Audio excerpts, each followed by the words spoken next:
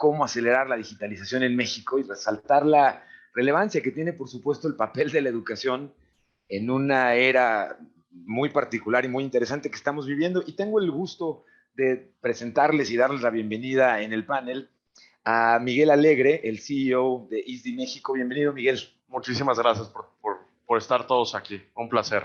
Muchísimas gracias. Nos acompaña también Nacho Ignacio de Pinedo, fundador de ISDI. Bienvenido, señor.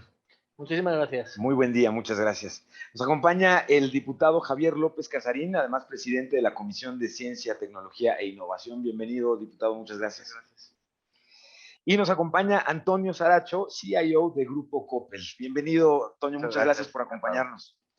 Muchísimas gracias. Bueno, vamos a dar comienzo con el panel y les quiero compartir algunas preguntas y tan pronto concluyamos esa parte, va a haber un espacio para las preguntas que puedan hacer, por supuesto, ustedes. Pero quisiera preguntarles inicialmente, Miguel y Nacho de Pinedo, en el caso de México, cuando hablamos de esta próxima cuna tecnológica y digital, ¿cómo perciben ustedes el día de hoy los retos que tiene México precisamente en estos temas de innovación y tecnología ligados con la educación? Pues Adelante, mira, creo que México está en un momento propicio para que su situación cambie. El momento de México es ahora. Estamos en un contexto como en el que nunca antes habíamos estado. Cada vez hay más inversión en nuestro país. Pensemos que en los últimos 10 años, del 2010 a la fecha, hemos visto un boom de inversión en innovación y en tecnología que se está capitalizando con la creación de nuevas empresas, con la creación de emprendimientos que están entendiendo las necesidades actuales que como sociedad estamos necesitando. Y en ese sentido, el contar con estos nuevos medios nos permite pensar que estamos listos para hacer una transformación del país. Papel relevante y fundamental, el de la educación para lograrlo. Y además estamos ubicados en una zona, en una región geopolítica o geoeconómicamente privilegiada. La situación que tiene el país entre Estados Unidos, entre Silicon Valley, entre Latinoamérica y siendo la puerta de Iberoamérica, tiene lo mejor de todos los mundos. Entonces llega la innovación, llega la tecnología y tenemos el talento listo para ser preparado. Entonces creo que estamos en ese momento en el que estamos listos para avanzar e ir hacia adelante. Yo coincido plenamente. México está en una situación que yo creo que no ha estado nunca, tanto a nivel geopolítico como a nivel económico. Fijaros que México ahora mismo está en una especie de bisagra entre lo que es Estados Unidos y el resto de Latinoamérica, pero no solo a nivel geográfico, sino a nivel cultural, educativo, tecnológico. Y por otro lado, es un sitio, un destino natural para ser bisagra también con Europa, gracias a su proximidad con España. Con lo cual está en ese cruce entre los dos mundos. Tiene además la particularidad de que en un entorno en el que estamos, que es un entorno de incertidumbre y un entorno de crisis, México probablemente dentro de su entorno es de los países más estables y en los que sabemos que tendremos sacudidas, pero sin duda y con la experiencia que tiene este país nos vamos a levantar más rápido que ningún otro. Y la misión de México como país en esta tesitura tiene que ser no limitarse a ser un sitio por el que pasa todo esto, sino ser un sitio donde todo lo que ocurra se quede, crezca y salga de aquí hacia allá. Si nos convertimos como país en un sitio de tránsito, estaremos desaprovechando una oportunidad de oro. La única manera de conseguir aprovecharnos de esa situación privilegiada es educarnos en tecnología, porque ahora la competitividad en el mundo se basa únicamente en quién es el que entiende mejor el entorno digital y quién es capaz de transformar sus industrias, su sociedad y, en general, todas sus instituciones para ser eficiente. Y estamos hablando de competitividad. Correcto. Diputado López Casarín, Antonio, quisiera preguntarles, hemos estado escuchando cada vez con más insistencia las posibilidades que México, que nuestro país podría tener para conformarse como un hub de innovación precisamente para Latinoamérica, en esta bisagra que estabas justamente comentando, Nacho. ¿Qué opinan ustedes? ¿Qué considerarían que son los retos que México tendría de frente para poder lograr esto, diputado? No, ¿verdad? Adelante. Bueno, sería interesante entender la definición de hub o cómo lo estaríamos visualizando. Ok. Lo primero que tendría que trazar es si esa es una meta o esa es una especulación que nos están presentando y cuáles serían los argumentos para llevarnos a ese punto. Ahora, de que creo que debemos de aspirar a convertirnos en un país que tiene una autosuficiencia tecnológica, sin lugar a duda. Que tenemos que transitar a fortalecer una soberanía tecnológica, sin lugar a duda. Que tenemos que construir un marco jurídico que así lo permita, también. Entonces, visto así y visto el convertirte en un hub, traduciéndolo como un punto donde quizá transitan o hay tráfico de tecnologías, de generación de negocios, de incubadoras, pues estamos un poco distantes y que hay que trabajar para ello. ¿Por qué? Pues porque esto estaríamos hablando de que para ser un hub necesariamente tendrías que tener todos los componentes que conforman un ecosistema de innovación.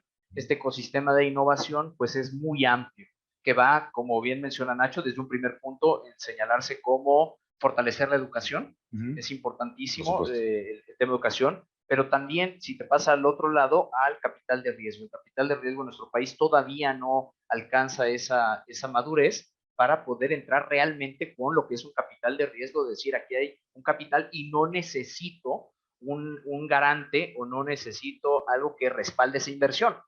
Eso es capital de riesgo y lamentablemente nuestras instituciones no tienen esos modelos desarrollados y normalmente cuando tú arrancas un negocio te piden un colateral, un aval y en muchos casos hasta un bien inmueble, lo cual limita automáticamente la generación o arranque de nuevos negocios. Es decir, tus startups están limitadas y aquellos capitales de riesgo que hay son extremadamente agresivos, donde en vez de entrarle en una alianza que la ves en otros espacios donde sí hay este crecimiento, pues te piden arriba del 50 o 60% del porcentaje accionario, lo cual también te lleva a otro escenario que no es deseable. Entonces, creo que hay muchos puntos del ecosistema que tienen que quedar muy bien marcados para que de esa forma tú vayas trabajando y se genere realmente un país que tiene un ecosistema idóneo para las tecnologías del presente, los negocios, la economía digital, en fin, pero me parece que vamos en una ruta.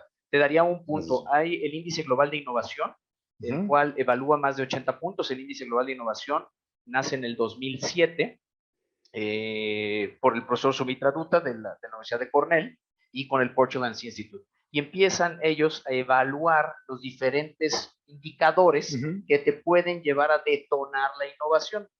Y no traduciendo únicamente, perdón, y preciso que la innovación no necesariamente es tecnología, ¿no? Pero que sí tiene mucho que ver, porque esa innovación tiene que ver en el mindset que tienes que tener en los negocios, que tienes que tener en la formación, en la educación. Y en este punto hemos estado estancados desde que nace en el nivel 57, fluctuamos de 55 al 57 y no podemos avanzar.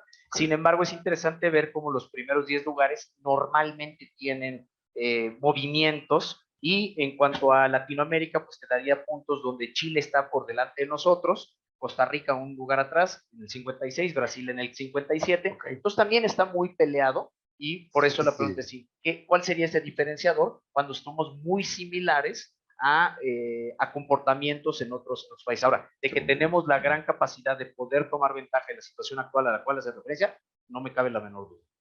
Muchas gracias, señor. Antonio. Sí, yo lo que quería comentar es, yo creo que lo que sí nos está faltando es estructura, pero la parte romántica y bonita es que la realidad es que sí hay mucho talento en México. O sea, tenemos la ventaja que hay talento y ahorita les doy por qué considero que sí hay talento.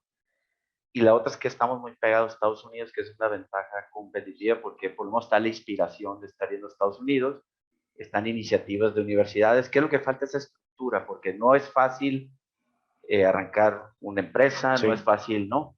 Pero creo que el talento donde se ha estado incubando y se ha estado generando innovación y ha hecho a México una ciudad fuerte es la iniciativa privada.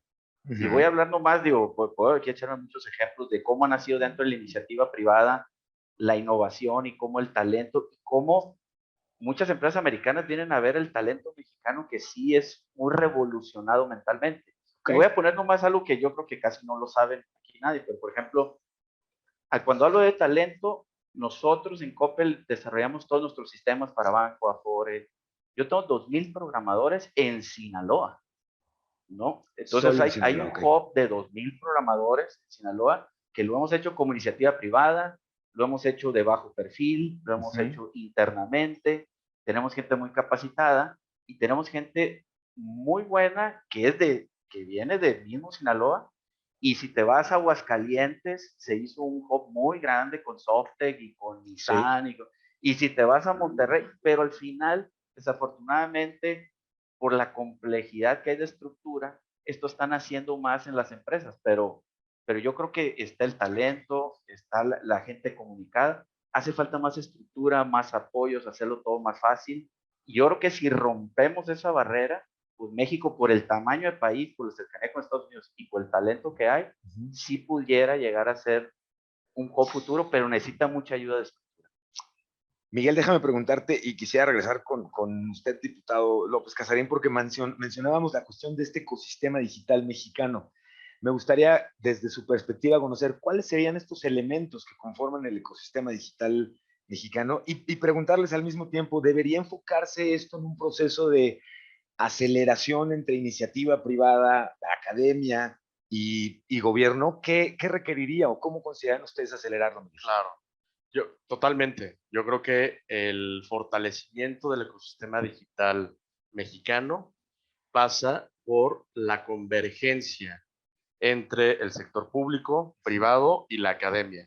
En esas sinergias que se pueden generar, en ese trabajar en conjunto, podemos encontrar no solamente los marcos regulatorios, sino la capacidad de innovar. La investigación juega un papel clave aquí. El que podamos desarrollar tecnología y que no seamos solamente este país de tránsito al que Nacho se refería. Creo que a medida de que nosotros podamos entender que la manera en la que el país va a poder tener una nueva marca como país, un nuevo posicionamiento como país, como este generador de innovación, de tecnología, de nuevos negocios digitales, va a pasar sí y necesariamente por esta convergencia, por el que actores como los que nos encontramos el día de hoy en este panel podamos platicar más, podamos discutir más, podamos interactuar, podamos desarrollar estudios, podamos investigar y hacer desarrollo. Y pensemos en lo que ha pasado justamente en otras latitudes, en Estados Unidos, en Silicon Valley. No nos podemos explicar el surgimiento de las empresas tan disruptivas que tenemos actualmente si no pensamos en esa colaboración y cercanía o en esa convergencia entre estos tres sectores. Diputado, ¿qué opinas tú, señor? El mercado, este ecosistema mexicano, ¿cuáles son los elementos que consideras tú relevantes y cómo, desde tu perspectiva, podría acelerarse esta colaboración entre iniciativa privada, gobierno y la parte de academia? Me parece que ahorita lo que estaba mencionando tanto Miguel como Antonio hacen referencia a un punto de infraestructura. Y esto va directamente relacionado con la inversión que se genera en el país. Uno de los puntos que tenemos que cumplir es que nosotros tenemos un mandato de ley de destinar el equivalente al 1% del PIB a lo que es ciencia, tecnología. He insistido yo en incorporar el tema y el concepto tan potente que es innovación. Y esto va en los procesos de investigación y desarrollo. Lamentablemente en nuestro país no llegamos ni al 0.4%. De ese uno que debería estar. De ese uno que es un mandato de ley. Y esto tiene alrededor de 17 años que tenemos que estar cumpliendo. Entonces, hay una falta grave que no se ha podido cubrir. Mientras no cubramos esa, pues es difícil crecer en estas expectativas o en estos avances. El promedio de los países de la OCDE es del 2.5%, pero te encuentras otras economías donde le destinan arriba del 4%. Sin embargo, el mayor porcentaje proviene del sector privado. Eso es muy importante. ¿Por qué? Porque esto también te lleva a transparencia importante sobre el comportamiento fiscal que tienen las empresas ante el órgano recaudador y que tú puedes señalar cuánto estás destinando para investigación y desarrollo. Lo cual, pues, aquí no es nuestro sistema no es tan transparente para permitir eso. ¿Qué haría yo? Pues tenemos que generar mayores incentivos para que el sector privado, por favor, modifique, y ahí vamos los temas de innovación, la manera en la que tradicionalmente están haciendo negocios para que comiencen a generar estas inversiones y esta investigación, desarrollo, inversión en este nuevo mundo, estas economías digitales que se están detonando y la cual nos tenemos que subir. Creo que tenemos una gran oportunidad. Nuestros principales generadores de economía estamos maquilando y tenemos una gran oportunidad de ahora ser generadores de esta tecnología, de estas soluciones, pero además con una responsabilidad ética que estamos enfrentando. Es muy común escuchar como si estos comportamientos llevaran años, cuando estamos hablando que esto es una economía y esto es un comportamiento que lleva escasos 20 años. Okay. Si bien alcanzan generaciones que ya salen con pues la gran mayoría de nosotros fue parte de este proceso en el cual te tienes que integrar y que me llevaría a subrayar que es parte de lo que hoy se está presentando aquí. Hoy todos los profesionistas, profesionales, personas que tengan alguna actividad, estamos obligados a entrar en una capacitación permanente de entender cómo está habiendo esta transición de modelos tradicionales de negocios, de comportamientos, a unos que tenemos que sumarnos a esta ruta. Y de ahí, pues, señalaría pues, esta oportunidad se presenta cuando estás consciente del presente y también consciente hacia dónde va el futuro.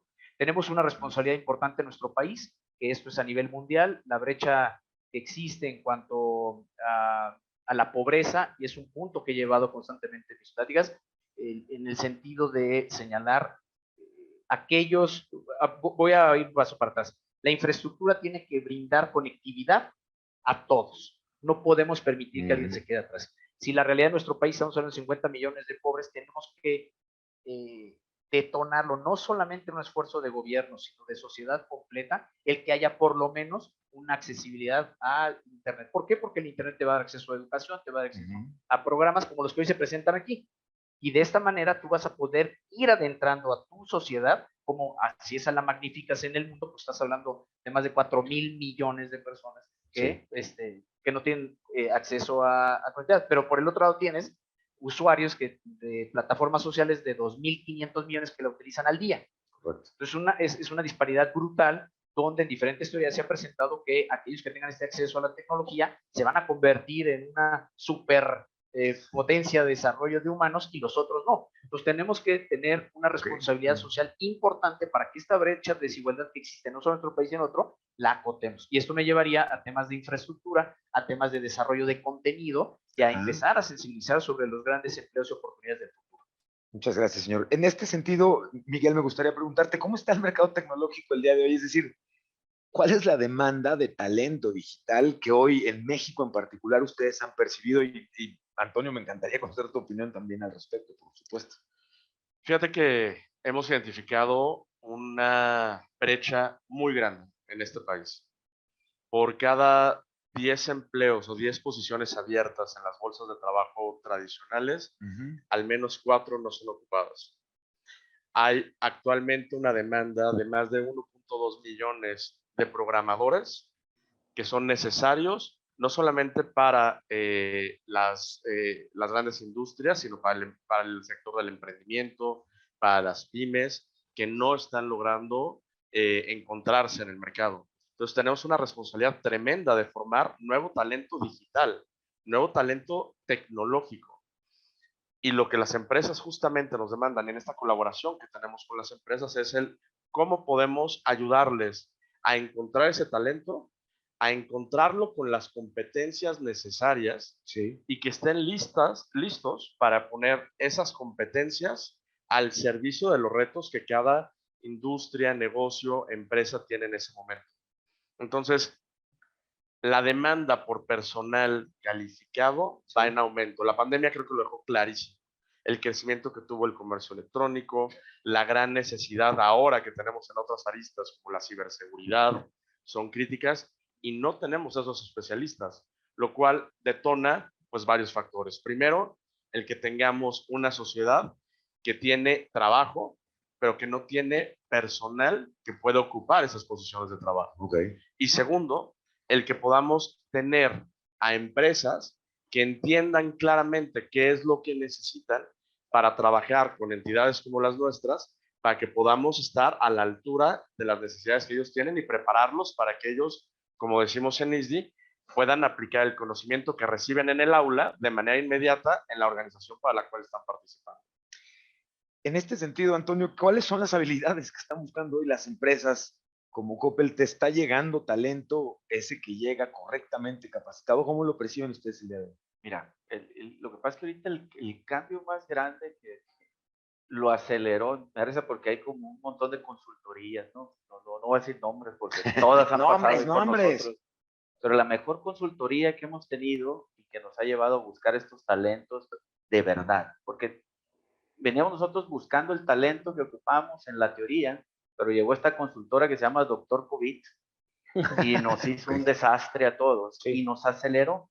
¿Qué nos aceleró? Nos aceleró el cambio entre que estamos en un formato tradicional, lo voy a llamar así, porque ahora todo el mundo habla omnicanal. Un canal muy fuerte que es el canal físico, muy controlado, muy acotado, con mucha fuerza de trabajo, con procesos muy claros, con controles muy claros. Pero a la hora que llega el doctor COVID, te dice, pues te voy a cerrar lo físico y ahora sí voy a despertar lo digital. Te abres a un mundo súper complejo, porque ahora necesitas unas capacidades muy diferentes para el tema de ciberseguridad, por ejemplo. Porque ahora ya sacaste tu tienda física, lo sacaste al mundo público.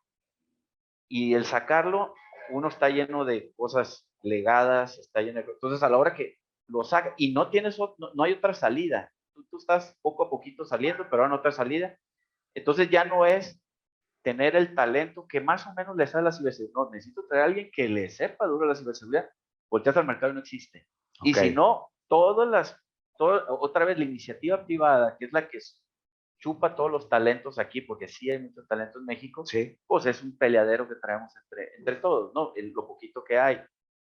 El tema de demanda de crecimientos exponenciales digitales. Yo, por ejemplo, antes de mi parte de tecnología, pues mi preocupación era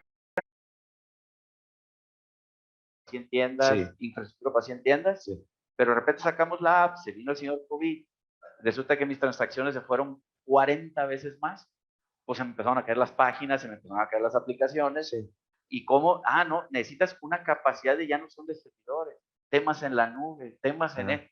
¿Y dónde está ese talento? Pues ve a buscar el talento, pues fíjate que hay bien poquitos, e incluso te vas a los que te ayudan, a un Google, a un Amazon, ni ellos tienen el talento listo para darle batería a todos nosotros, ¿no? Entonces, ¿qué empieza a pasar? Como te cambias ahora, ya ni platicamos del metaverso. Vamos a quedar en el omnicanal simplemente, que ya se exponenció, creció, y ya tus competencias ahora ya no es el competidor grande. De repente te sale un competidor chiquito en Instagram y te empieza a hacer un... Y como él nace digital, nace con el talento en chiquito, pues ya no sabes ni por dónde te va a pegar. Entonces, a la hora que volteas ante este problema, yo le llamo happy problem, porque pues es ir aprendiendo, porque ahora, pues si antes estábamos preocupados en Coppel de que se nos habían acabado las ciudades, pues con lo digital ahora llegamos hasta el último rincón, aunque ahorita de lo que decía el diputado del tema de la infraestructura, pues está malísima la infraestructura en México. O sea, yo ahorita todavía para poner una tienda en una región lejana batallo.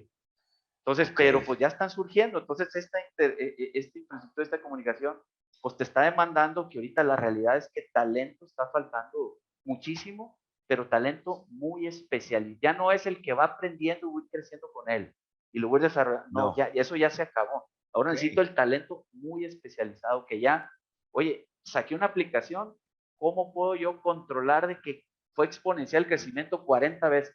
No, es que eso es en esta tecnología, si no tienes esto, si no lo controlas así, ¿no? Entonces eso es bien crítico para nosotros. ¿Cuáles son los principales obstáculos en este sentido, Miguel, Nacho, que frenan la contratación de talento digital en México una vez que ya lo formaron? ¿Cuáles son estos obstáculos que están viendo ustedes? Pues yo creo que hay muchos obstáculos, ¿no? Primero, la falta de entendimiento de lo que es el mundo digital, ¿no? Primeramente, el qué es digital, qué necesito, hacia dónde voy. Tenemos una estrategia como empresa, tenemos una estrategia país, algo que hemos estado platicando Javier y yo tenemos que construir una agenda nacional de país, ¿no? Una agenda de digitalización del país. en donde podamos tener un marco normativo, donde se legisle de manera adecuada para que podamos hacerle frente a esos retos.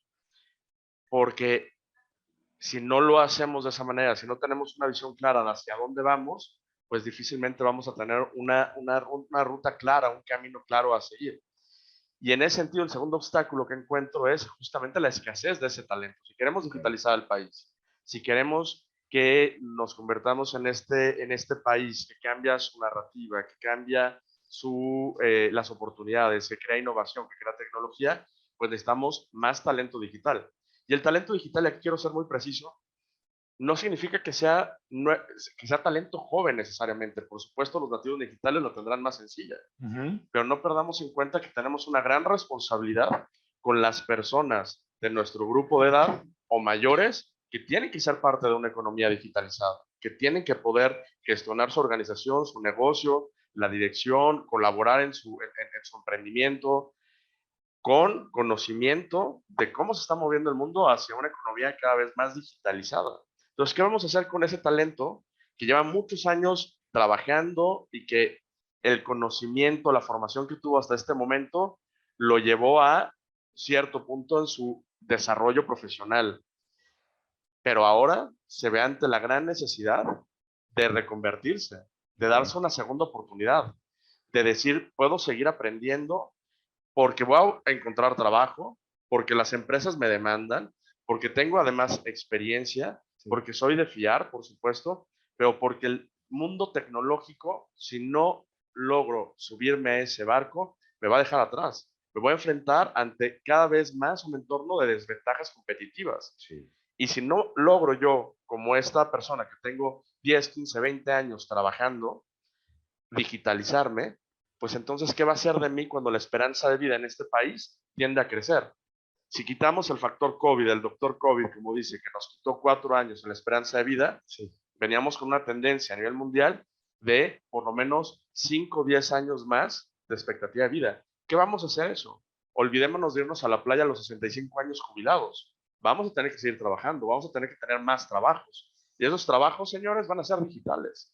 Entonces, creo que uno de los grandes retos que tenemos es entender que todos nos tenemos que digitalizar y que necesitamos tener más talento joven, talento preparado y hacer una reconversión profesional del talento existente. ¿Cómo lo percibes, Nacho? Mira, yo creo que esta frase es una frase que decimos mucho en ISDI. No estamos en una época de cambios, estamos en un cambio de época. Lo que está ocurriendo ahora mismo es algo muy similar a lo que ocurrió entre la Edad Media y el Renacimiento, o entre la era preindustrial y la era industrial. Una tecnología nueva ha llegado y está aquí para quedarse. A partir de ahora estamos en la era digital. A nivel sociedad, una sociedad que no se forma para adaptarse al cambio está condenada a retroceder. Ni siquiera va a quedarse donde está, va a retroceder porque el entorno va a ser más competitivo y la va a dejar atrás. Y en un país como México retrocederemos en la lista de Sumitra Dutta, que por cierto es miembro de nuestro advisory board, y iremos más atrás cada vez. Pero nos enfrentamos a algo que es muy natural y muy humano. La fuerza más poderosa del universo es la inercia. Ahora mismo hay gente que quiere quedarse en la Edad Media porque no entiende las ventajas del Renacimiento. Correcto. Básicamente es por un problema de formación, un problema de no entendimiento de las ventajas, y porque al ser humano le cuesta mucho más transformar que crear. Es muy difícil transformar, y para mí todo el respeto a las empresas que están afrontando la transformación. No es fácil, no es un camino sencillo, porque transformar significa abandonar la manera de hacer las cosas que te había llevado al éxito. Correcto. Para adoptar un camino nuevo que no sabes dónde te va a llevar. Si no estás formado para adoptar ese camino, difícilmente vas a intentar siquiera intentarlo, porque lo estás viendo como una amenaza en vez de verlo como una ventaja. Esa es una de las claves de la formación que hacemos acá, y luego entraremos un poco más en profundidad. Nosotros, nuestro objetivo sobre todo es ayudar a la gente a cambiar el mindset, a entender que todo lo que viene es inevitable y que es un mundo de oportunidades, no un mundo de amenazas. Todo esto hay que hacerlo de una manera eficiente, de una manera estructural, porque tenemos un desafío. No podemos hacer que este gap digital haga más grandes las diferencias entre los ricos y los pobres, o en los que tienen por alguna razón más acceso a la tecnología y los que no la tienen. Y tenemos que además vencer una serie de barreras que existen porque se crearon en una época predigital y son barreras académicas. La educación se había concebido de una manera diferente, una manera en la que las cosas no cambiaban, con lo cual tenía un modelo que se basaba en la repetición de los contenidos y no había ningún problema porque los contenidos en una era en la que todo es estable, está bien, sí, pero hay que cambiar eso a un modelo en el que los contenidos se adapten al cambio. Hay que cambiar las administraciones porque necesitamos engrasar este cambio y asegurarnos que se haga de una manera sostenible y que no deje a nadie atrás. Esto es un desafío para todos y yo creo que es muy interesante que aquí estemos sentados el sector de la administración, el sector de la industria y el sector de la educación, porque es nuestra responsabilidad. No, nadie va a venir a ayudarnos a hacer esto, lo tenemos que hacer nosotros. Es nuestra responsabilidad y nuestra obligación ética hacerlo. Siguiendo esta misma línea, diputado, ¿es suficiente hoy, por ejemplo, lo que considera una estrategia digital nacional como la que se presentó? ¿Qué políticas podrían generarse para impulsar este desarrollo de talento digital en nuestro país desde tu perspectiva? A ver, hay varios temas. Primero, les comentaré que en cuanto a la parte legislativa, hace 2 meses instalamos lo que se le denomina el trabajo en conferencia. El trabajo en conferencia es que el Senado y diputados nos hemos puesto de acuerdo para trazar los objetivos que tenemos que atacar y que de esta manera las dos cámaras vayamos coordinadamente desarrollando trabajos para que tengan una expedición diferente a la que llevan los procesos. De esa forma, trabajamos en enfocarnos en el marco jurídico, que es fundamental, que el marco jurídico, a fin de cuentas, da certeza, la certeza se traduce en certidumbre, la certidumbre en confianza y la confianza en inversión. Es una cadena muy sencilla que eso te transmite. Entonces, estamos trabajando en un marco jurídico que así se pueda desdoblar. De ahí en tecnologías emergentes, tecnologías exponenciales, porque no quiero dejar que lo que se ve aquí es únicamente una preparación digital, sino el amplio campo en el cual tú te vas a desarrollar, en el cual tú tienes un impacto.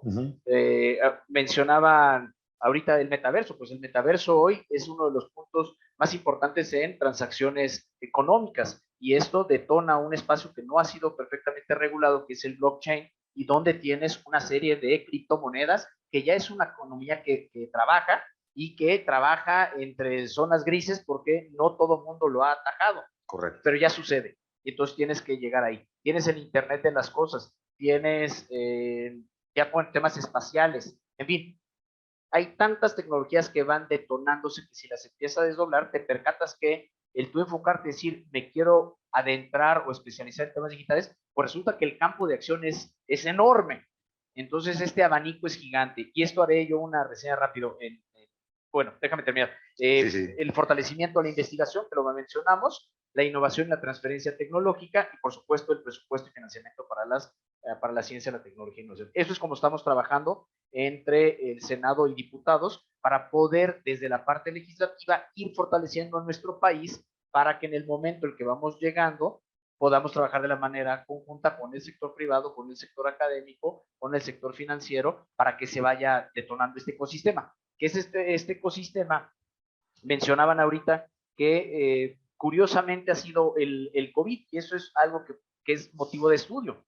O tienes la situación idónea, donde se cumplen todos estos indicadores o componentes de un ecosistema creativo, o estás ante la adversidad, y eso te detona los procesos de innovación, y muchos los vemos en procesos adversos. Entonces te obligas, para temas de evolución o simple supervivencia, el tener que desarrollar, invertir en ti, te ves involucrado en algo que no tenías planeado. Hoy este ejercicio creo que nos debe de llevar a decir, tenemos que estar en esta ruta de una manera permanente.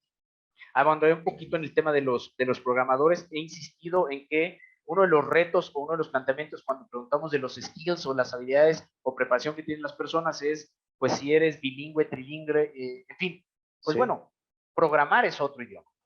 Saber tecnología es otro idioma. Y en el mundo, datos importantes, toda la tecnología que se consume, estamos hablando de que previo al 18 eran 20 millones de programadores en el mundo. Hay una estimación de que para 2026 llegaremos a ser 26 millones. 26 millones de todo el mundo que programa. Entonces es una gran oportunidad para que estos espacios, pues, detonen nuevos trabajos o nuevas preparaciones. Y que además aquellos usuarios o profesionales o profesionistas que siguen avanzando en su capacitación entiendan que es un lenguaje que tienen que, por lo menos, conocer y saber de qué se trata o cómo se utiliza. Entonces, yo pondría esto como una prioridad para que incentive al sector profesional, pero también al académico, de irnos adentrando para que sea un lenguaje en el cual vamos a poder comunicarnos entre todos. Muchas gracias, señor. Antonio, ¿cómo se está dando el rol de la educación en las empresas dentro del país? Es decir, las áreas que deberían estarse capacitando en desarrollo de habilidades digitales están asistiendo. ¿Quiénes deberían venir a ISTI? Mira, a ver, ¿quiénes deberían venir a ISTI? A ver, no, es que está muy buena la pregunta porque esa me la preguntó el director general cuando terminé la maestría en el ISTI. Okay. Entonces me dice, oye, pues ya le expliqué de qué se trató la maestría. Y me dice, ¿quién crees que debe venir? Y mi respuesta como que no le entendió muy bien, pero le dije, yo creo que el que tiene que venir es la gente de recursos humanos. ¿Por qué? Porque necesita la gente entender de recursos humanos cuál es el reto que estamos teniendo ahorita. Claro. Y a ver, me voy a echar un poquito un back to basic de lo que están platicando, porque a mí siempre me gusta mucho entender los orígenes, ¿no? Yo creo que ahorita el principal problema que hay, y yo creo que es a nivel mundial, y ahorita hay una presión, todos tenemos una presión en las empresas, en los gobiernos, en todo, de llevar todo a una transformación digital. Sí. Y para mí, el error más grande que tenemos en la transformación digital es haberle puesto digital, ¿no? Ok. ¿Por qué? Porque desafortunadamente otro de los problemas que tenemos ahorita de empresas, o sea, todo el mundo es que desafortunadamente todavía trabajamos por silos. Entonces, cuando tú le pones transformación digital y lo pones como una estrategia, lo que agarras es que dices, pues vámonos y voltean rápido con el de sistemas, ¿no? Porque tú eres el de tecnología, entonces tú eres el digital y en ese momento te taguean y te meten al silo. Y pues ahí no se va a dar la transformación. Yo creo que el primer punto que tienen que aprender, que tenemos que entender las empresas es que ahorita estamos ante un mundo que nos tenemos que transformar. ¿En qué? No sé, pero hay que transformarnos porque va a venir alguien que nos va a dar la vuelta. Por ejemplo, ahorita hay una presión muy fuerte en el tema de las tecnologías que el blockchain. Y pues agarran y pues yo ya, ¿qué tengo de blockchain? ¿Y qué tengo de blockchain? Y que las criptomonedas y todo, ¿no? Pero si en realidad nos vamos a qué es lo que hace el blockchain, la realidad es que lo que hace es que por primera vez tenemos una capacidad de cómputo para poder tener un certificado digital inviolable. Esa disrupción tecnológica, ¿dónde va a pegar? Va a pegar en muchos lados, va a desaparecer los registros públicos, según yo. Sí. Pues ahorita el registro público, ¿por qué se creó? Por una necesidad que se tenía antes, que era un control de tener resguardado tus bienes y todo.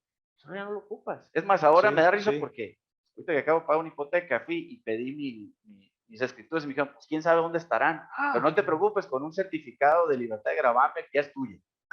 Bueno, imagínense todas las gentes que están trabajando ahí, esa disrupción es una transformación. Sí. ¿Y qué va a hacer el día de mañana? Pues ya te lo tienes en blockchain, ya, o sea, es un certificado digital y lo tienes. Esa disrupción es lo que yo creo que va llevando a la transformación y es lo que tenemos que entender. La tecnología ahorita y la capacidad de cómputo ahí está. ¿Se necesita talento para entenderla? Sí, pero se necesita más talento para saber qué vamos a hacer con ella. Por eso, para mí, la parte más importante y en el tema de educación no es tanto, pues ya aprendí de Facebook, ya aprendí de esto digital, no. Estoy entendiendo qué hay y de lo que hay, cómo hacerlo converger. Sí. Entonces, yo creo que en el tema de la educación de talento eso es.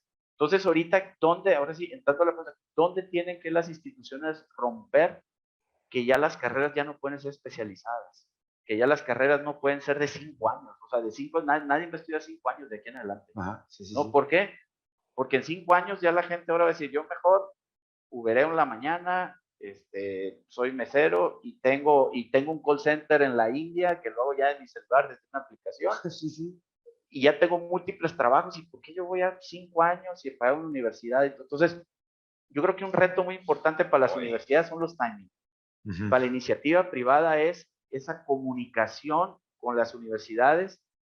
¿Qué talento rápido especializado necesito para yo incrementar y generar la transformación? No lo voy a decir digital, la transformación. Sí. Porque, por ejemplo, nos sucedió ahora con COVID. Nosotros tenemos un call center muy grande y lo que hicimos es, de un día para otro, pues ya teníamos a 3,000 gentes desde sus casas hablando con su celular y haciendo lo mismo que hacían en un edificio. Entonces, ahorita hablando de infraestructura, pues si tenemos la infraestructura y dice, oye, pues los call centers, ¿por qué tienen que estar en físico? Los mandan. Entonces, es más un reto de, que lo decían ahorita, ya no puede ser la educación repetitiva. Tiene que ser de ir evolucionando muy rápido y hoy aprendiste una cosa y mañana aprendiste otra y encontrar unos caminos de cómo, porque esas van a ser las necesidades. Y el reto más grande va a venir para la iniciativa privada y para los gobiernos, porque vamos a tener que adaptar cosas que nos van a romper. O sea, imagínense el día de mañana que digan, ya no va a haber registro público, y se va toda esa gente, y ya todo es blockchain digital, y ya los bancos están conectados, y ya va a ser un desastre, ¿no? Yo siempre digo, el tema del Uber, cuando dicen, no, pues es que está bien padre. El Uber lo que vino a hacer es que antes te tenían que dar una licencia de taxi porque en el estado necesitaban controlar la parte de turismo, de tener un transporte seguro. Pero ahora con lo digital llega el Uber y se les va desde el lado, ¿no? Sí. Oye, ¿cómo que ahora ya ni vas a pedir permiso? No, porque yo le doy seguridad, porque yo sé quién es el chofer, porque en una disrupción, entonces tenemos que estar listos porque ahí vienen todas esas disrupciones, esas transformaciones. Pues yo lo veo, debemos de salirnos primero de lo digital y pensar en la transformación e ir entendiendo, y la educación tiene que ir evolucionando a la velocidad de esta cosa que va a ir cambiando. Déjame preguntarte justamente, Miguel, ¿cuáles serían estos modelos educativos? ¿Cómo han ido evolucionando para poder alcanzar este tipo de desarrollo? Yo creo que coincido totalmente con lo que dice Tony. Los programas educativos no pueden ser programas de una longitud como los tradicionales. Tenemos que ser en educación mucho más ágiles, y las metodologías educativas tienen que responder a las necesidades del ecosistema en el que se encuentran. Nosotros como escuela de negocios y de tecnología tenemos que responder a las necesidades que las empresas como las de Tony o los emprendimientos o los startups tienen actualmente. Entonces, dos cosas bien importantes ahí. Primero, como metodología, tenemos que asegurarnos que la manera en la que impartimos las formaciones sean ejecutables rápidamente. Es decir, poner el conocimiento en práctica muy rápido. Voy al salón, comprendo, aplico porque puedo practicar en el programa mismo que tenemos, por ejemplo, los programas de ISDI, y eso lo puedo replicar de manera inmediata en mi lugar de trabajo. Entonces, metodología de aprender haciendo, de learning by doing, se vuelve clave. Pero adicionalmente, como metodología que es crítica para el futuro cercano, es la de cómo nos podemos asegurar que esa persona que ya tiene el conocimiento, que ya tiene la experiencia práctica, porque la ha obtenido durante su formación, pues tiene también las competencias que antes se llamaban suaves, pero que ahora son power skills o human skills, que verdaderamente te van a poder hacer exitoso en el ecosistema en el que te vayas a emplear. Entonces, nuestros modelos educativos tienen que responder a esa necesidad que tiene la empresa. De ser, decía Tony hace rato cuando platicaba de transformación, tenemos que ser ágiles. Nuestros alumnos y nuestros egresados tienen que poder adaptarse muy rápidamente a contextos de cambio permanente, pero además de colaborar entre equipos que tienen retos que solamente a través del trabajo en equipo van a poder resolver, porque están acostumbrados a las empresas del trabajo por silos. No puede seguir siendo así. Y la metodología que aplicamos en ISDI, por ejemplo, es la de un programa corto donde aprendes y pones en práctica, pero donde colaboras. Y en esa colaboración y en ese hacer las cosas que estás aprendiendo, vas a lograr obtener el componente práctico para poder impactar a la empresa. Estamos acercándonos hacia el final de la sesión y antes de pasar a la parte de preguntas que pudieran hacer los compañeros de la prensa, quisiera pedirles una conclusión o una participación final que nos compartiera un poquito cómo perciben ustedes la apuesta que ISDI está realizando y cómo justamente este tipo de centros y de proyectos pueden fomentar una mejor creación de talento en nuestro país. Y en ese mismo tenor, diputado, a ti preguntarte cómo desde tu perspectiva percibes este tipo de crecimiento de negocios y las sinergias que se pudieran generar en conjunto. Si quieres, empecemos con usted, señor. Gracias. Retomaría la pregunta que le hacías a Tony sobre por qué deberían de venir aquí o quiénes deberían de venir. Sí. Me parece que uno de los componentes más relevantes que hay cuando hay procesos de creatividad es cuando juntas diferentes puntos de vista. Cuando reúnes en un mismo espacio diferentes formaciones, diferentes religiones, diferentes, lo que sea diferente, te va a detonar algo constructivo. Si tú tienes a todos de la misma empresa, si tú tienes a todos que son contadores, difícilmente algo nuevo va a detonarse.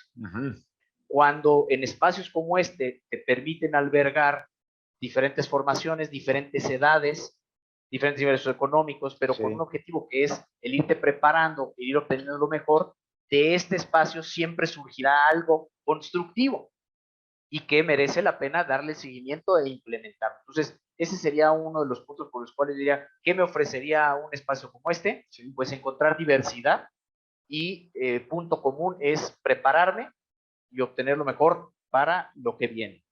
Otra cosa sería que hay que fomentar en nuestro país emprendedores. Nuestro país necesita modificar el proceso de transitar de estos modelos de negocio que tenemos implementados. El 90% de las empresas en el país son familiares. Y esto me lleva a que cuando tú hablas de procesos de transformación, pues está o el abuelo o el papá o el tío en los puntos del gobierno corporativo que difícilmente van a aceptar esta transformación porque así es como ellos lo han implementado y no les vas a decir tu nueva generación cómo hacer el negocio que ellos han hecho durante años. Entonces, ese es un golpe permanente que hay en los modelos de gobiernos corporativos donde las nuevas generaciones están jugando, pero que ahora no solamente es enfocar con nuevas ideas, sino es decir que nos tenemos que sumar a un nuevo o una nueva realidad que tenemos que modificar, actualizar y mantenernos en capacitación constante. Entonces, por ahí creo que sería una de las respuestas que yo daría en cuanto a por qué tendría yo que asistir a uno de estos espacios. Y finalmente, te daría uno más.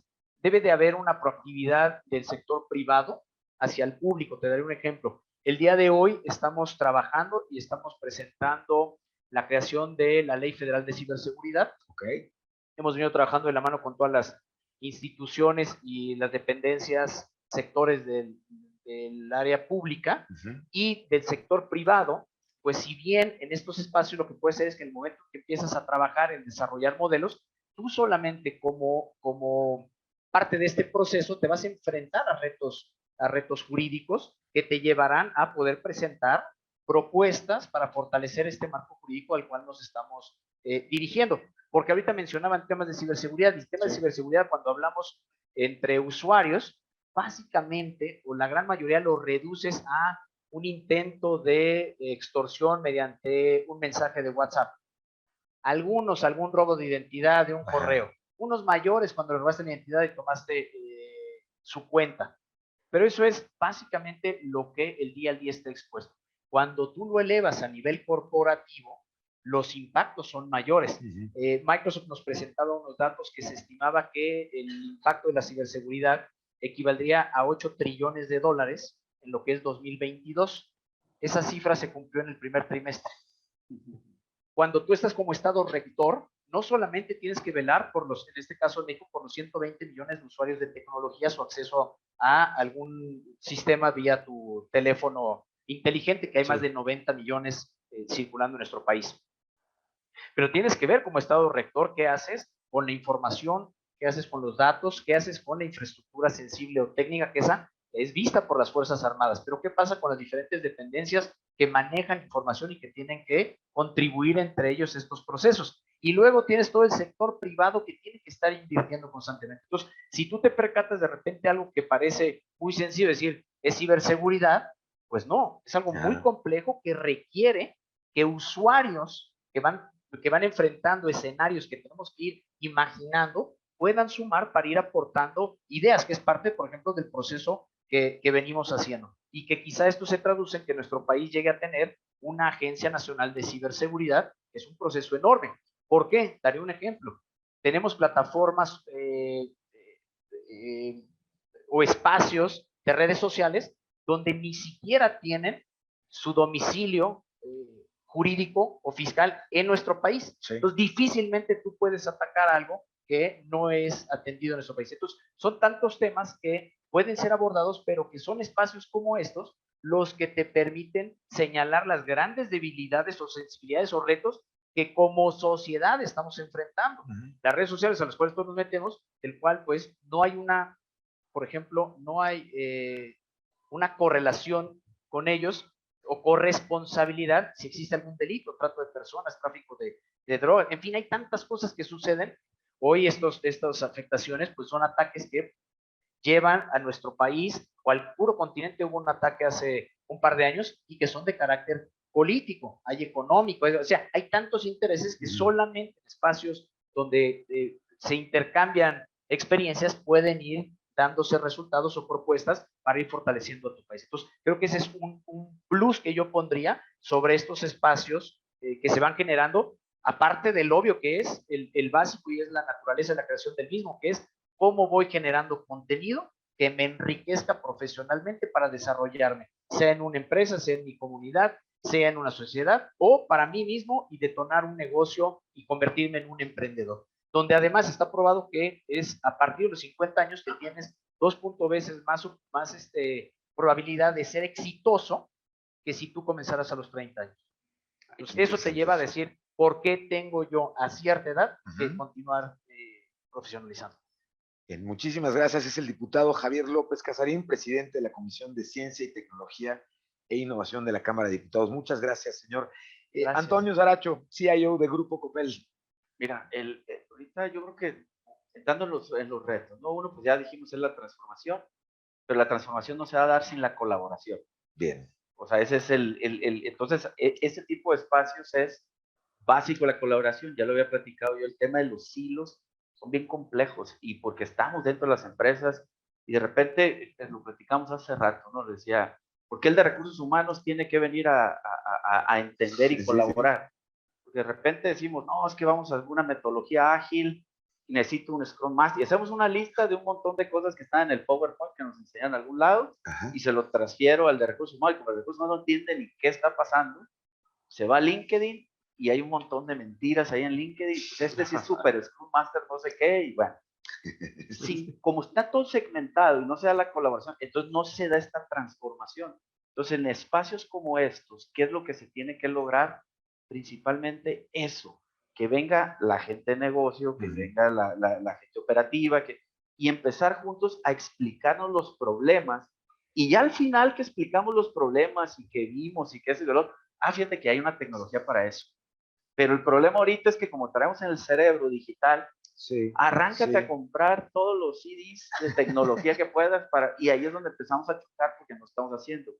Yo, por ejemplo, le tengo mucha fe a este experimento que tienen de este centro de aceleración digital. Sí. Nosotros en Coppel traemos un proyecto como de hace 7 años, que afortunadamente lo lanzamos ahora, que es muy parecido a esto, pero muy internamente otra vez. Lo estamos haciendo internamente, nos está faltando en México romper esa iniciativa y que haya más dinamismo. Nosotros hicimos algo que las oficinas nuevas de tecnología, pues ya no se llaman oficinas, ya no se llama corporativo de TI, pues estamos hablando, son más de 3,000 personas. Sí. ¿No? Ahora hicimos algo que le llamamos campus digital, de hecho hasta nombre le pusimos como escuela para que todo el mundo sienta que la escuela es donde más colaboras, donde más. Entonces, en el campus digital, ¿qué hicimos? Hicimos unas áreas donde cambiamos la forma como te sientas de una manera más colaborativa. Hicimos áreas de intercomunicación, muchas salas de juntas, muchas áreas áreas de capacitación. ¿Para qué? para hacer muy atractivo que el negocio empiece a venir y hacer, es más, ya ni son oficinas, es un hub de comunicación, es un hub de intercambio.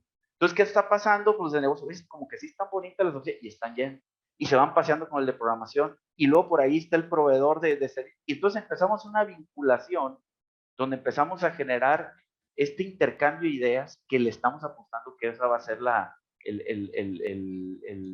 lo que nos va a llevar a la transformación. Sí. Porque de veras, o sea, lo más importante creo que lo que se está dando aquí es eso. La transformación se va a dar a través de la colaboración. A mí, por ejemplo, a veces me choca porque todas las consultoras te dicen, tu tema es que tienes que ser ágil. Te ponen tu PowerPoint. Y si le damos retrospectiva de dónde viene la metodología ágil, Sí. la metodología ágil la va a ver, estoy seguro, un consultor que dijo que todos los sistemas somos lentos y le puso ágil para venderla. Pero en realidad la metodología ágil viene de una metodología, si nos vamos al texto, viene de colaborar, Sí. de juntar al negocio, estar participando. No te paso el programa y hazlo, no. Vamos juntos, eso que le llaman los spin y crecimiento, que de poco a poquito es porque juntos vamos construyendo, nos vamos equivocando.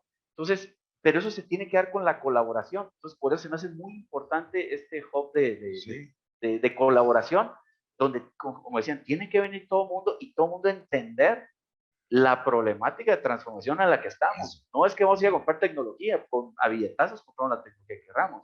Es cómo vamos a transformar colaborando y cambiando el chip mental, y estos lugares es lo que van a ayudar mucho a cambiar ese chip mental. Muchísimas gracias, Antonio Saracho, CIO de Grupo Coppel. Y Miguel, te pediría, si nos compartes, hay un anuncio antes de pasar a la parte de preguntas y respuestas y pedirle un cierre también a Nacho de Pinedo, o prefieres que Nacho, vayamos con Nacho, cerramos con el panel con Nacho. Perfecto. Sí, adelante. bueno, como resumen un poco de todo lo que hemos hablado. Gracias, Nacho, sí. Es evidente que estamos en un cambio de época provocado por una nueva tecnología. Sí. Es evidente que aquel que no entienda que tiene que vivir en este nuevo mundo va a perder competitividad si no es capaz de adaptarse, y me da igual que sea una persona, que sea una empresa o que sea un país. Hay que afrontar eso que algunos llaman la transformación digital, que a mí no me gusta. Nosotros hablamos de transformación a la era digital, ¿vale? Que implica mover estrategias, mover tecnología, mover personas, mover personalidades y mover una manera diferente de acercarnos al mercado. Y en este entorno la educación es absolutamente clave. Educación para las personas mayores que se encuentran ahora en un problema grande. Sí. Educación para los profesionales, que hay una manera nueva de hacer las cosas. Educación para las empresas, que tienen que buscar un nuevo modelo de negocio. Educación para la administración. Si no entendemos de qué va el entorno digital, difícilmente lo vamos a poder legislar. Sí. Y en el fondo, todo esto pasa por cambiar la educación, porque la clave de todo esto, la pieza al final, es la educación. Como hemos comentado aquí, ese cambio de educación viene por acercarnos más a la realidad, hacer formaciones más cortas. Nosotros, por ejemplo, nuestras maestrías tienen 9 meses en vez de 2 años, porque si tuvieran 2 años, al empezar el segundo año, tendríamos que volver a empezar a contar todo, porque ha cambiado todo. Las formaciones, como decíamos aquí, tienen que estar basadas en la necesidad de esa formación. ¿Para qué va a servir esto? Con lo cual tiene que estar ligada absolutamente al mundo de la empresa. Y luego algo que también ha dicho el diputado y que es muy interesante es la diversidad. No podemos dejar a nadie atrás, y todos, desde el derecho, desde la economía, todo es digital ahora. Tenemos que empezar a formar en eso. Esa es la razón por la que se creó ISDI inicialmente, una escuela de negocio, de negocio y tecnología digital, por la que hemos creado el grupo Digitalent, en el cual, además de ISDI, hemos incorporado una serie de escuelas punteras del entorno digital, como por ejemplo IEBS, donde hemos incorporado Coders, que es nuestra apuesta por la programación, y además en un modelo de programación corto, en el cual formamos rápidamente a la gente para que vaya a las empresas a trabajar. y con una capacidad de transformación impresionante. En Coders se transforma a un camarero, a un economista, a un arquitecto, a un piloto de avión en un tiempo récord para que empiece a programar básicamente en 8 semanas. Wow. Tenemos, además de todo esto, otras escuelas que son parte de nuestro proyecto, que son escuelas de temáticas mainstream de toda la vida. Derecho. ISDE es la escuela de Derecho. ¿Por qué hemos incluido en el grupo una escuela de Derecho? Porque hay que cambiar el entorno jurídico también. Hay que digitalizarlo. Hay que introducir Legal Tech. Hay que asociar el derecho digital con las tecnologías y con el negocio digital. Y hemos incorporado SER, que es una escuela de marketing y de business, a la que también vamos a convertir en marketing digital y negocio digital. Con lo cual, esa capacidad transformadora a través de los contenidos, las metodologías y las tecnologías es la base de esta pirámide que nos tiene que ayudar a recuperar la competitividad perdida. Muchas gracias, Ignacio de Pinedo, fundador de ISDI. Muchas gracias. Miguel Alegre, compártenos, por favor, señor. Claro que sí. Déjame compartirles mi visión de lo que va a ser el Centro de Aceleración Digital, que como bien dice Nacho, el día de hoy es la casa del grupo Digitalent, donde conviven todas estas escuelas, y que es la casa de ISDI. Es un lugar de convergencia. Es un lugar que a partir del día de hoy abre sus puertas y recibe a las empresas, al sector público, a nuestros alumnos, para que generemos sinergias, para que generemos innovación, para que generemos nuevos emprendimientos y nuevos negocios, para que nos mantengamos aprendiendo constantemente, recurrentemente. El futuro nos va a obligar a todos a mantenernos vigentes y competitivos. La visión de este lugar es que a través de todas estas formaciones, a partir de la colaboración con escuelas del grupo, a partir de la colaboración con el sector público, con el sector privado, nos aseguremos de tener este talento digital que queremos preparar, pero que sabemos que el mercado mexicano demanda y necesita, y donde las empresas están listas para contratarlos, donde el sector público necesita tener especialistas para los grandes retos que el país tiene, donde cada persona va a poder encontrar algo que nos gusta mucho en ISDI, que es una segunda oportunidad. Una segunda oportunidad para reinventarse, para encontrar trabajo en la economía digital, para poder llegar a esos siguientes años de su vida, a su evolución profesional, con mejores herramientas para poder salir adelante. Entonces, mi visión es un lugar en el que podamos fortalecer verdaderamente este ecosistema digital y donde la aceleración digital ocurra justamente por el diálogo, por la reflexión, por la innovación, por la convergencia, por la cooperación. Y en ese sentido, bienvenidos todos a esta su casa, porque en esta casa pretendemos que todas las sinergias ocurran. Y en ese sentido, una de esas sinergias que estamos preparando, es más, que está lista el día de hoy y que tenemos un mensaje muy interesante a compartir con ustedes, es el que a partir del día de hoy también, este espacio es el espacio del Hub Digital de la Universidad Complutense de Madrid, donde a través de acuerdos de colaboración académica estaremos impartiendo programas conjuntos porque encontramos oportunidades de trabajar también con otras instituciones educativas, como las propias del grupo, pero también algunas otras como la Complutense y algunos otros acuerdos que estamos haciendo con universidades mexicanas que se están aproximando a ISDI porque ven en nuestro modelo la posibilidad de cambiar su modelo formativo, la manera en la que están trabajando. Entonces, tenemos unas palabras del rector de la Universidad Complutense de Madrid que me gustaría compartir con ustedes. Perfecto. Si me pueden ayudar a ponerlo en pantalla, se los agradecería muchísimo. Nacho, no sé si quieres ahondar un poquito en el tema. Sí, bueno, yo creo que todos conocen la Universidad Complutense. Es la universidad más grande de España y una de las más prestigiosas. Es del siglo X, en el año 1501 se creó. Y es una universidad, por así decirlo, de la era no digital.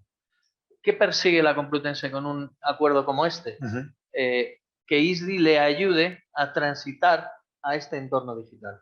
De alguna manera, ISDI se convierte para la Complutense como el Media Lab para el MIT.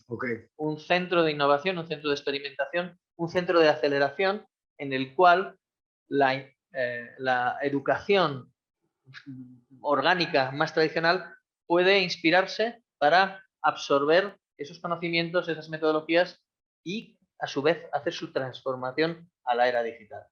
Este acuerdo que tiene ISDI con la Complutense aquí en México es el único junto al que tiene la Complutense con Harvard, en el cual establece un hub fuera de su entorno universitario.